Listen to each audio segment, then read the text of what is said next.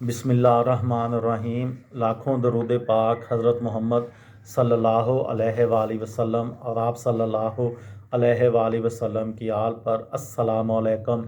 मेरा नाम इफ्तिखार अहमद है और आप मेरा यूट्यूब चैनल नॉलेज देख रहे हैं। फीफा फुटबॉल वर्ल्ड कप आजकल कतर में हो रहा है, 2022 का फीफा वर्ल्ड कप। तो मैंने सोचा कि कतर के मुतल्लिक़ आप लोगों को मालूमात दी जाए। तो मेरी ये 2 या 3 किस्तों पर मुश्तमिल एक सीरीज़ होगी जिसका नाम है कतर।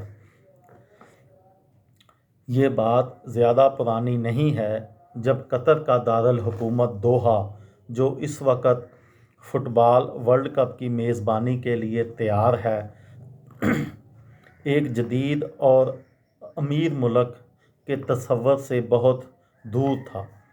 एक सदी कबल सन 1922 में 30 लाख बाशिंदों और 12,000 किलोमीटर से भी कम रकबे पर मुश्तमिल ये छोटी सी खलीजी रियासत अमली तौर पर गैर आबाद सरजमीन थी, या यूं कह लें ये माही गिरों और मोती जमा करने वालों की एक आजिज़ सी बस्ती थी, जहां के बाशिंदों की अक्सरियत जज़ीरा नुमा अरब के वसी सहराओं से आने वाले खाना बदोश मुसाफिरों पर मुश्तमिल थी। आज कतर के 90 साल से ज़ायद उम्र के चंद ही बाशिंदे सन 1930 और सन 1940 की दहाइयों में पेश आने वाले खौफनाक मुआशी मुश्किलात को याद कर सकते हैं, जब जापानियों ने मोतियों की फार्मिंग ईजाद की और बड़े पैमाने पर इसकी पैदावार यकीनी बनाकर कतरी मईशत को तबाह कर दिया। इस दहाई में कतर ने अपने 30% बाशिंदों को खो दिया, जो बैरून मुल्क मुआशी मौक़े तलाश करने चले गए। 10 साल बाद 1950 में अक़वाम मुत्तहिदा के मुताबिक यहाँ 24,000 से कम बाशिंदे रह गए।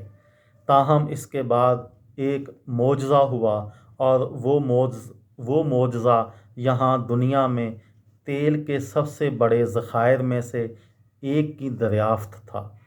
सन 1950 के बाद दरअसल कतरी ख़जाना तेज़ी से माला माल होना शुरू हुआ, और ये उसके बाशिंदों के लिए दुनिया के चंद अमीर तरीन शहरियों में शामिल होने का नुक्ता आगाज़ साबित हुआ।